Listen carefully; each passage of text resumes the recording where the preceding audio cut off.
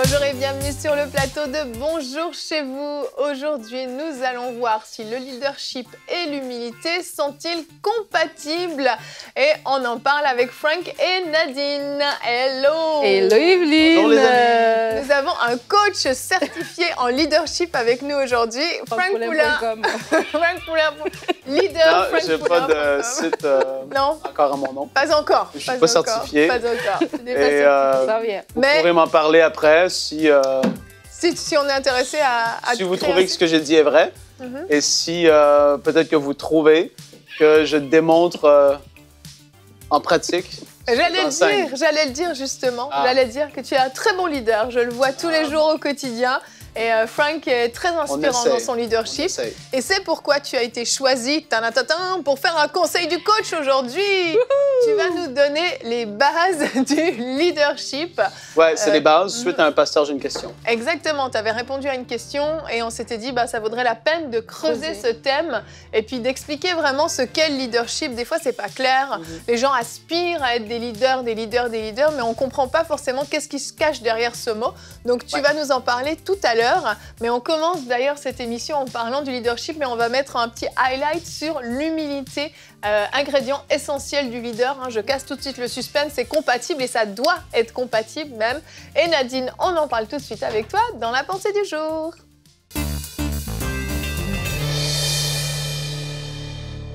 Alors, si on se pose la question, est-ce que l'humilité est compatible avec le leadership? Evelyne l'a dit dans son introduction, oui, c'est tout à fait compatible.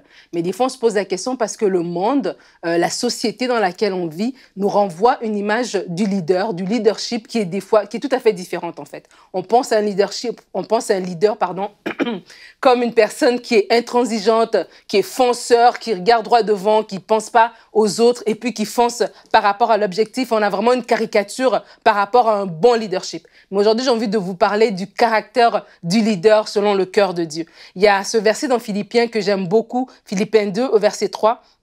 L'apôtre Paul va dire « Ne faites donc rien », je vais lire dans la version Semeur, « Ne faites donc rien par esprit de rivalité ou par un vain désir de vous mettre en avant. Au contraire, par humilité, considérez les autres comme plus importants que vous-même. » Et je crois que ce verset va nous amener 4 bienfaits. J'ai envie de vous dire que l'humilité apporte dans votre leadership. Et le leadership, ça peut être au niveau du travail, dans une structure dans laquelle vous travaillez, mais ça peut être aussi en tant qu'église. Vous êtes directeur de louange, directeur d'un département, ou même en famille aussi, si vous êtes un parent par rapport à vos enfants, vous exercez du leadership. Et l'apôtre Paul va dire ne faites rien par esprit de rivalité, parce que je pense que quand on est leader, c'est vraiment important d'épurer nos motivations. Parce que comme j'ai dit justement, il y a des gens qui dépendent de nous et la société nous renvoie cette image justement, je suis leader, je suis en haut, donc les autres sont en bas. Donc c'est important de garder son cœur pour y donner justement de l'humilité. Et lorsque vous êtes un leader qui marche dans l'humilité, vous allez vous décharger d'un poids qui est celui d'être parfait. Parce que justement, quand on regarde quelqu'un de loin, on le regarde en haut, on peut l'idéaliser. Et si vous, en tant que leader, vous ne gardez pas votre cœur, vous pouvez justement vous manquer d'humilité, penser que tout ce que vous avez, c'est par rapport à vos propres forces et manquer d'humilité à ce point-là et de vouloir même marcher dans la perfection, en fait. Mais lorsque vous apprenez à marcher dans l'humilité, vous réalisez que vous pouvez vous tromper.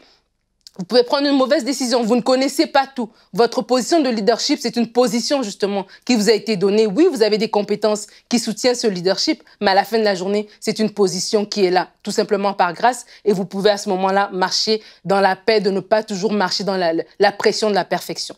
L'humilité va faire autre chose. L'humilité va nous faire apprécier les autres. L'apôtre Paul a dit de regarder les autres. Donc ça veut dire que si je regarde, j'ai le temps de prendre, d'observer. Et l'appréciation, c'est toujours quelque chose de bien. Quand on mise sur l'appréciation des autres, on ne peut pas se tromper. L'appréciation va créer une belle atmosphère. Apprécier le travail de l'autre dans le ministère, ça va vraiment faire une différence. Un leader qui n'est pas focusé juste sur des résultats ou focusé juste sur sa propre personne, mais qui prend le temps d'apprécier les autres. Et l'humilité va automatiquement vous enlever du centre de l'équation et permettre aux autres de pouvoir aussi briller. Parce que c'est ça que l'humilité va faire. L'humilité va permettre aux autres de se développer. Quand Paul dit ne pas chercher de se mettre à l'avant, mais au contraire de considérer les autres, ça veut dire que cette attitude va vous permettre de voir ce que les autres ont apporté. Et tout d'un coup, dans votre équipe, il n'y a pas juste vous. Il y a quelqu'un d'autre qui va dire « Ah mais tiens, j'ai une idée ». Et les autres aussi vont commencer à se développer et c'est un ajout, c'est un atout pour votre équipe. Votre équipe va grandir en capacité, elle va grandir en habilité, elle va même grandir en cohésion parce que ce n'est pas juste vous, les autres aussi vont être là. Et ça ne vous enlève rien en tant que leader lorsque vous considérez les autres. Ça ne vous enlève rien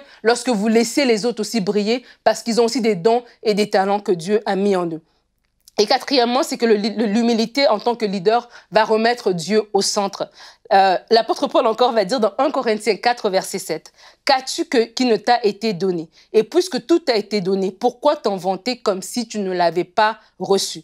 Il faut se rappeler de cela. Il faut se rappeler que c'est Dieu qui vous a donné ce ministère. C'est Dieu qui vous a donné cette structure, cette entreprise, même cette famille. Et lorsqu'on marche dans l'humilité, justement, on se réfère au Seigneur. On se réfère au Seigneur pour plus de sagesse, pour plus de discernement, pour une direction précise par rapport aux actions qu'on doit poser. Et vous allez jamais manquer d'inspiration lorsque vous rendez compte par humilité que vous n'êtes pas le point final en fait. Il y a Dieu derrière vous. Il y a Dieu qui vous a placé là. C'est pas par votre propre force, c'est lui. Et cette humilité-là va automatiquement mettre Dieu au centre et va automatiquement relâcher la grâce de Dieu sur votre vie. Vraiment, je vous encourage en vous disant ceci, que l'humilité en tant que leader ne vous rabaisse pas, mais au contraire, vous permet d'inspirer les autres, d'être un modèle à suivre et de refléter le caractère de Jésus. Alors oui, l'humilité et le leadership, c'est tout à fait compatible. Merci Nadine, bien faite, bien construite ta pensée là, c'est super. Écoute, je viens de te remplacer bientôt. Apparemment, il reste un ou deux versets dans Lévitique où il fallait piger. L'humilité n'est pas pleinement descendue en Nadine, t'as vu? Je blague. Je connais Nadine. Tu nous as parlé effectivement des caractéristiques du leader en ce qui concerne l'humilité et à quel point en fait l'humilité est un instrument, un outil qui va être bénéfique pour le leader mais surtout pour ceux qui l'entourent parce qu'on sait qu'on n'est pas un leader tout seul.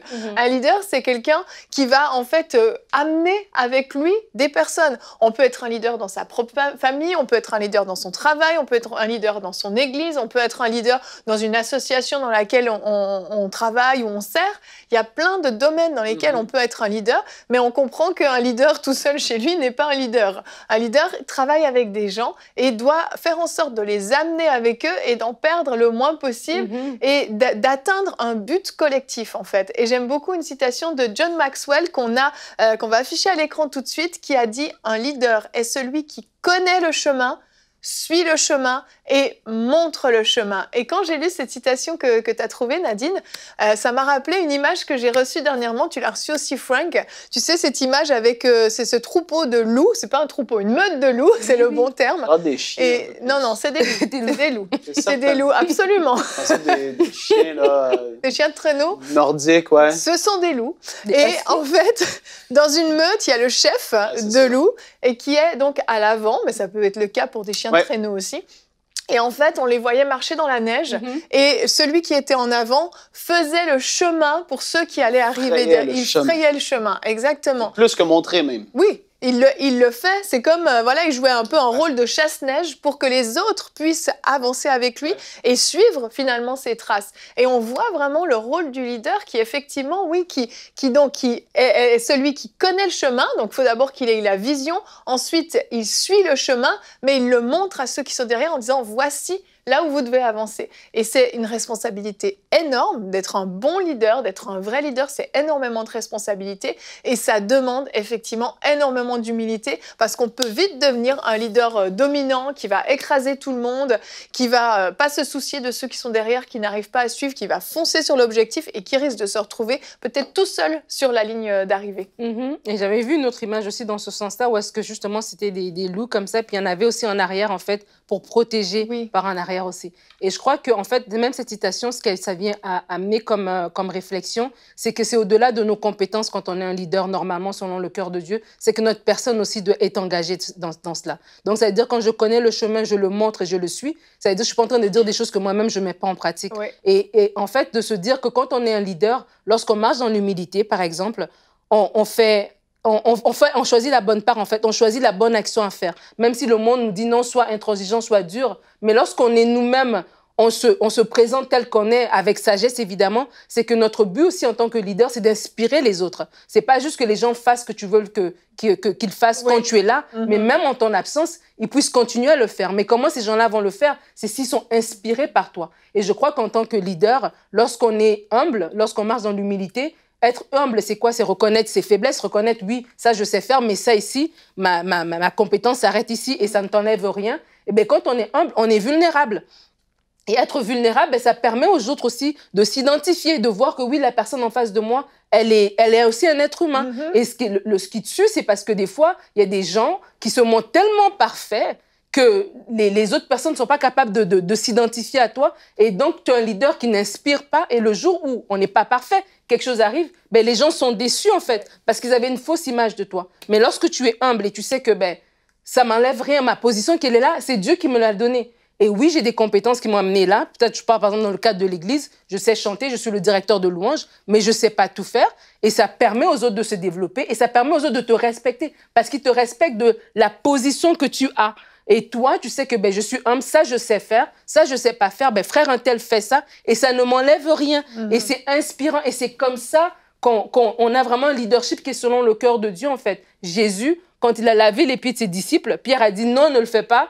Et il a dit, ben, si je ne le fais pas, tu n'auras pas part. Oh, ben, lave-moi juste la tête et les pieds et tout. Ça me fait toujours rire, ce passage. Mais tu vois, et Jésus a inspiré aujourd'hui, si on est là, c'est parce que, ben, il a été un modèle de leadership excellent et c'est, je crois, que ce cœur-là qu'on doit aspirer à avoir. Exactement. Et je rebondis sur ce que tu dis, c'est notre verset du jour. Et Paul nous a poussé justement à être comme Jésus. Philippiens 2 au verset 5 et 6 nous dit que votre attitude soit identique à celle de Jésus-Christ. Lui qui est de condition divine, il n'a pas regardé son égalité avec Dieu comme un butin à préserver, mais il s'est dépouillé lui-même en prenant une condition de serviteur.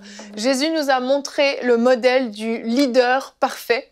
Et c'est quelqu'un qui était le Fils de Dieu, le Roi des rois. Jésus est Dieu, en fait. Et il a choisi de prendre non seulement une condition humaine qui le rabaissait finalement, mais aussi d'être patient, d'être à l'écoute des besoins des autres, de les amener avec lui. Parce que si Jésus avait été un leader dur, il avait comme objectif la croix, et c'est tout, il n'y aurait pas eu les disciples. Et Jésus, lorsqu'il serait monté au ciel, n'aurait laissé aucun héritage sur cette terre. Et si on réfléchit, on se dit, en tant que leader, qu'est-ce qu'on veut laisser justement comme héritage derrière nous? Est-ce qu'on veut que ce qu'on est en train de porter, le jour où on arrête, le jour où peut-être Dieu nous appelle à autre chose, ou simplement on s'en va au ciel parce que notre heure est venue, qu'est-ce qui va rester derrière nous si on a été un leader exécrable, un leader qui a terrorisé tout le monde, qui a été orgueilleux?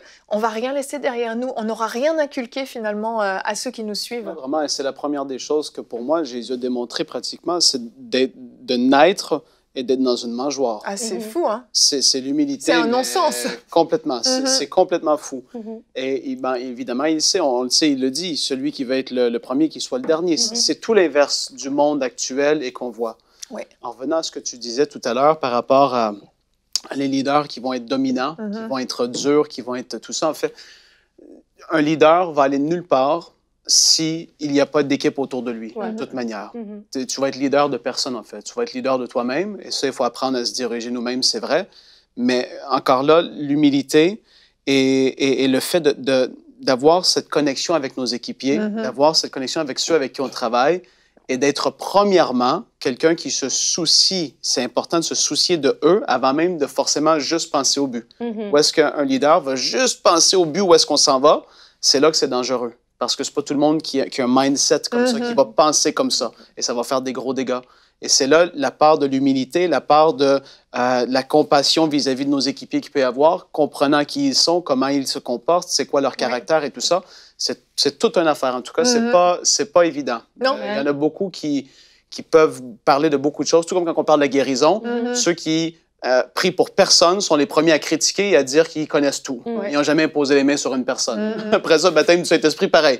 Et le leadership, c'est pareil. Quand on dirige des gens, c'est là qu'on voit à quel point ça peut être un défi.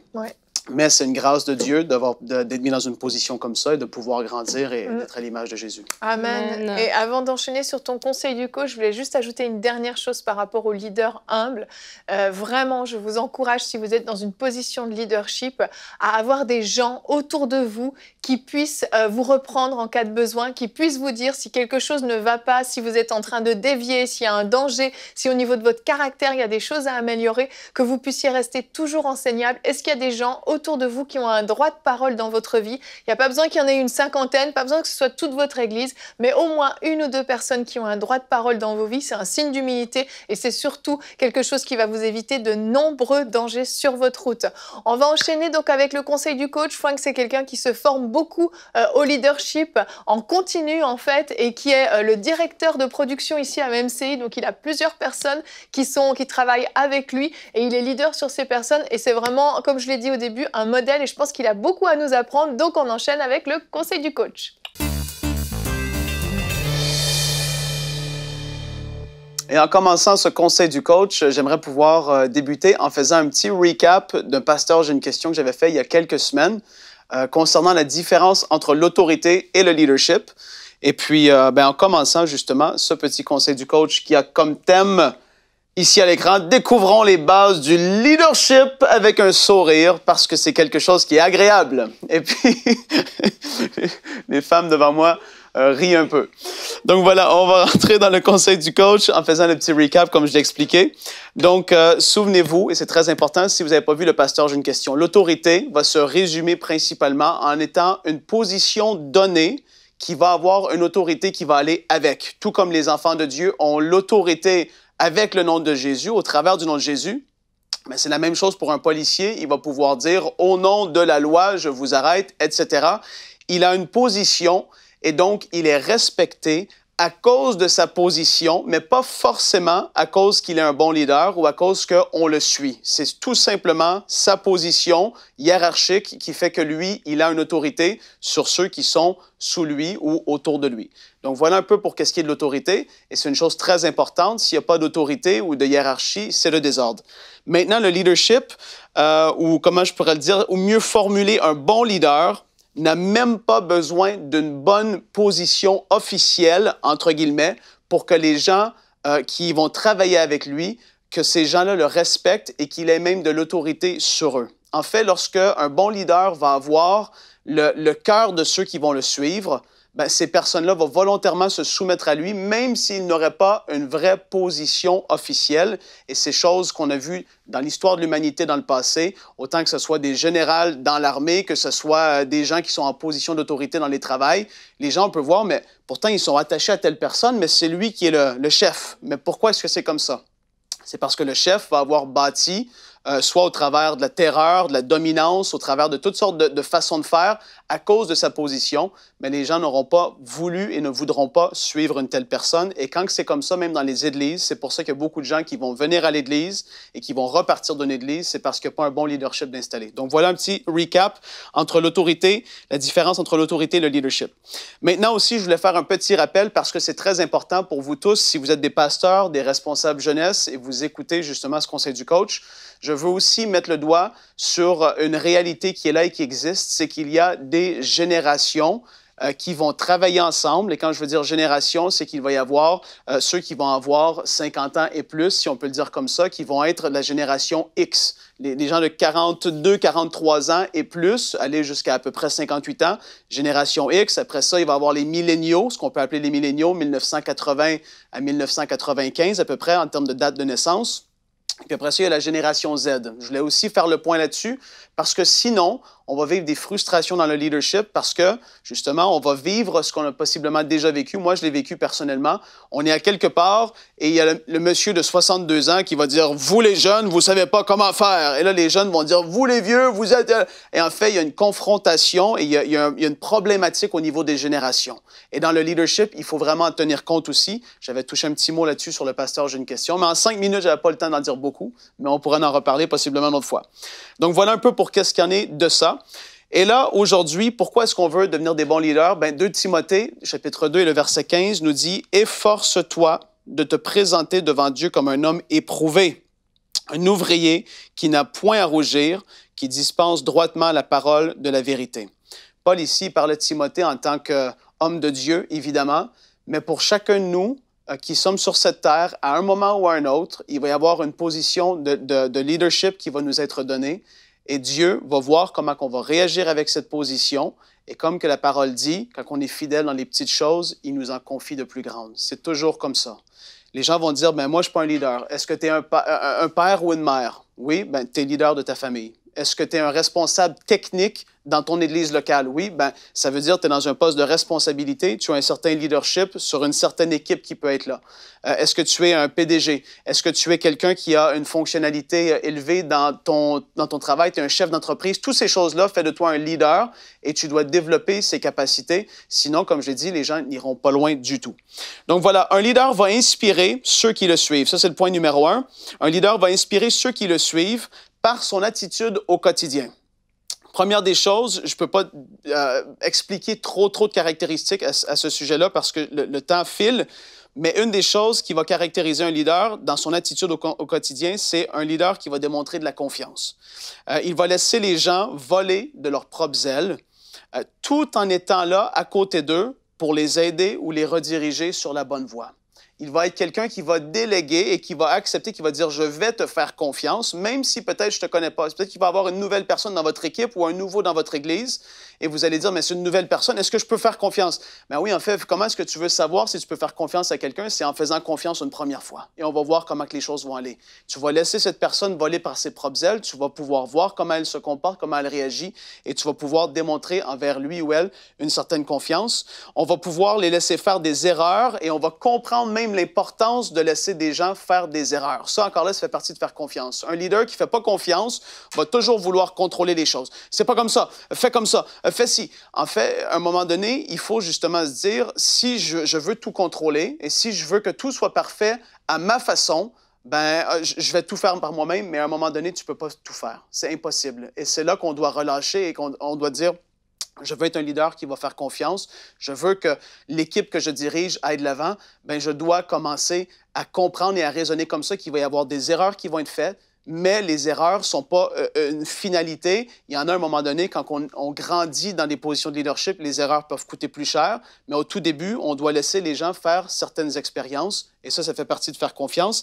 Et on va aussi même déléguer, même si on sait, comme j'ai dit, qu'on peut le faire mieux que certaines personnes, on va se dire, bien, je vais déléguer maintenant parce que cette personne-là, elle va apprendre et elle va pouvoir amener la chose encore plus loin que moi, j'aurais pu le faire si cette personne-là est passionnée et veut vraiment amener et a une mentalité, veut apporter l'organisation ou la chose à un certain niveau. Un autre trait du leader au quotidien, ça va être l'humilité. On en a parlé beaucoup dans la discussion déjà, mais c'est quelqu'un qui va être ouvert au feedback, comme Evelyne l'avait dit. Quelqu'un qui va être ouvert au feedback, c'est quelque chose de très important. Parce que, en fait, si une personne n'est pas ouverte au feedback, il va y avoir des complexités et des complications et les gens autour de lui ou de elle vont se dire ben, cette personne-là, il n'y a personne qui peut parler dans sa vie. Cette personne-là veut tout contrôler, veut tout diriger. Cette personne-là, c'est sa façon ou c'est rien. Et ça, c'est tellement néfaste, en fait. On veut devenir des personnes qui vont être humbles, qui vont pouvoir se dire je ne connais pas tout sur tout.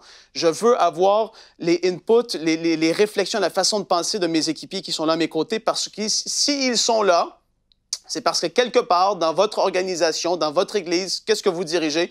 Quelqu'un un jour s'est dit, cette personne-là, on va lui laisser une chance. Et si on n'est pas capable de dire à cette personne, qu'est-ce que tu en penses? Attends un petit peu, à un moment donné, c'est qu'on est des gens qui sont orgueilleux, qui pensent qu'ils connaissent tout et c'est vraiment dangereux d'entrer sur une telle pente. On va s'entourer de gens qui vont nous dire la vérité, même si c'est pas toujours facile. Encore là, on veut pas des yes men, comme on va le dire, des gens qui vont toujours dire oui, oui, oui. On veut des gens qui vont être là, qui pourront parler dans nos vies et c'est super important. Après ça, un autre trait, ça va être par l'écoute qu'il aura pour ceux autour de lui. Il voudra savoir ce que les autres pensent avant de prendre des décisions. Ça, c'est un peu différent en fait, de pouvoir dire qu'on ne veut pas être entouré des yes men, mais là, on veut avoir des avis multiples. Et ça fait partie vraiment d'une attitude d'un leader qui va être compétent et qui va pouvoir amener les choses loin. Deuxième point, très important, ça va être par sa passion. On va reconnaître un bon leader par sa passion. Les athlètes de haut niveau vont se démarquer dans ce sens, vous le savez, des gens qui sont passionnés, des athlètes qui sont devenus les meilleurs du monde, c'est parce qu'ils se levaient très, très tôt le matin, ils travaillaient très, très tard le soir. Et pourquoi est-ce qu'ils pouvaient faire ça? C'était pas parce qu'ils en avaient, c'est pas parce que c'était une corvée. Ils étaient passionnés de ce qu'ils faisaient. Et si tu n'es pas passionné dans ce que tu fais, peut-être que c'est parce que tu es dans une saison de ta vie où tu étudies à l'école et tu fais un travail, et c'est un travail pour le moment pour subvenir à tes besoins. Mais dans la vie, c'est certain que tu dois entrer dans une zone où est-ce que tu vas être passionné de ce que tu fais, parce que sinon, ben voilà, ça va manquer. La passion ne peut pas s'enseigner à l'école. Je ne peux pas aller à l'école, m'asseoir et il va me dire, voilà comment qu'on devient passionné. C'est pas comme ça que ça fonctionne. La passion, tu l'as ou tu ne l'as pas. Elle peut se développer en travaillant en équipe, en s'attachant à une certaine, comme j'ai dit, organisation, à une certaine église, tu vas développer une passion. Mais si la passion n'est pas là, les dirigeants autour de toi vont pouvoir te dire, mais sois passionné, mais tu vas dire, mais je suis pas capable parce que ça m'intéresse pas. En fait, tu dois être passionné. Les bons leaders vont toujours être des gens qui vont être passionnés, c'est super important. Et une autre chose qui est importante de comprendre, c'est qu'on doit avoir le sentiment d'être, dans notre vie quotidienne, on doit être encouragé et motivé par la cause qui nous tient à cœur. La génération aujourd'hui, comme j'ai expliqué tout à l'heure, de jeunes qui sont après grandir et entrer dans le milieu du travail, la génération, les milléniaux et la génération Z, c'est une autre mentalité, une autre façon de penser. Les gens ne vont pas vouloir aller à un travail juste pour avoir un travail et se dire « je travaille là le restant de ma vie parce que je vais avoir une paie et ça finit là ». Les jeunes veulent avoir le sentiment d'accomplir quelque chose et que leur vie change quelque chose dans ce monde de fou dans lequel nous vivons. Ils veulent avoir ce sentiment que ma vie a un but. Et puis en fait, ça, si on n'est pas passionné, on n'aura pas ce sentiment-là et ça va être difficile pour nous de pouvoir travailler, avancer ensemble et même garder des employés ou des membres de notre Église qui vont être là à travailler autour de nous. Après ça, autre point qui est très important, et je vais finir par ceci, c'est par sa constance et par sa persévérance. Un bon leader va être reconnu par sa constance et sa persévérance malgré les difficultés. Ça, c'est extraordinaire. Quand tu vois quelqu'un, moi, ça m'inspire tellement de voir des gens qui sont constants et qui, pendant des années, ont reçu peut-être une vision de Dieu, et que malgré tellement de difficultés, ils n'ont jamais dévié. Pourtant, il y en a tellement qui ont dévié et qui se sont dit « c'est trop difficile, j'abandonne ». Et je ne dis pas que ceux qui ont réussi à persévérer jusqu'au bout n'ont pas eu la pensée. Mais ils ont resté, ils ont demeuré fermes. Moi, je pense à des gens autour de moi, dans ma vie que je connais. On peut évidemment penser à Jésus. Jusqu'au bout, il est resté persévérant, constant, connaissant le but qu'il devait accomplir, les choses qu'il devait faire. On le sait, Paul, pareil, fouetté, martyrisé, toutes sortes de choses qu'il a vécues. Mais il est resté constant, persévérant dans sa course. Et ça, c'est des leaders extraordinaires qui peuvent faire ça. Sinon, les autres, bien, comme j'ai dit, la majorité vont se dire « c'est trop difficile, j'abandonne, j'arrête ». Je pense à des gens même comme mon père personnel. Mon père est pasteur depuis plus de 30 ans. Par les difficultés qu'ils ont traversées, ils sont restés constants. Michael, ici à EMCI, Michael, resté persévérant, constant depuis des années. C'est des sources d'inspiration. Et puis vous, je vous pose la question, mais qui est-ce que vous voyez dans votre entourage qui vous inspire comme ça? Qui, par son caractère, par sa confiance, par, comme j'ai dit, son humilité, par sa passion, par sa constance, par sa persévérance. Est-ce que vous pouvez même penser à quelqu'un qui vous inspire de cette façon-là? Et si vous n'en connaissez une, bien, je veux vous encourager à même étudier et à pouvoir parler avec cette personne-là et dire, mais en fait, je veux apprendre parce que je vois en toi une constance, une détermination que je ne vois pas ailleurs. Je vois en toi quelqu'un qui est humble, qui laisse la place aux autres, qui ne veut pas tout garder pour lui. Je vois quelqu'un qui veut recevoir du feedback parce qu'il se dit, mais les autres ont quelque chose de bon à m'apporter. Je ne peux pas être comme je suis parce que je crois que je suis le meilleur, déjà la meilleure version de moi-même. Non, on voit en quelqu'un comme ça quelque chose de précieux. Et ça ne court pas les rues. Et quand vous pouvez voir et discerner quelqu'un qui est comme ça, on n'est pas parfait, on est en route sur la sanctification, mais quand vous connaissez des gens qui ont ces traits-là, approchez-vous de ces gens parce que ça ne court pas les rues et c'est tellement précieux. Seigneur, je veux te remercier et je te bénis pour chaque personne qui écoute, pour ces gens qui veulent se former au leadership, qui reconnaissent qu'en tant que même mère ou père, en tant que personne qui est là, qui œuvre là où vous œuvrez, vous reconnaissez que vous avez peut-être du chemin à faire. Je prie que tu les aides par ton esprit. Je veux te remercier parce que tu nous connectes et tu connectes ces personnes avec des personnes inspirantes, des personnes passionnées, des personnes qui sont humbles, des personnes qui vont les amener, qui vont les tirer plus loin, comme des bons leaders vont faire. Ils vont tirer les autres plus loin et plus haut, se posant même pas la question, est-ce qu'ils vont me dépasser un jour? Ils vont vouloir qu'ils le dépassent. Seigneur, je prie que tu nous connectes à des gens comme ça. Au nom de Jésus, on veut te remercier. À toi toute la gloire pour ce que tu fais en nous. Nous t'aimons et on dit Amen. Soyez bénis tout le monde. Amen, amen. Viens nous retrouver, Frank. Merci beaucoup. C'était excellent. Nous vous le rappelons, vous n'êtes pas des dictateurs, vous êtes des leaders, des bons leaders. Et les gens vous suivent parce que vous êtes persévérants, vous êtes constants, vous êtes passionnés. Et surtout, vous les amenez dans un objectif défini par Dieu. Alléluia. Je vous invite à réécouter ce conseil du coach comme toujours. Et nous, on se retrouve demain. Notre thème sera « Lassé de la vie chrétienne ». On vous donne des solutions. Pour certains d'entre vous, la vie chrétienne est difficile. Eh bien, demain, on va vous trouver des solutions pour que vous retrouviez le zèle du commencement. À demain et bonjour chez vous.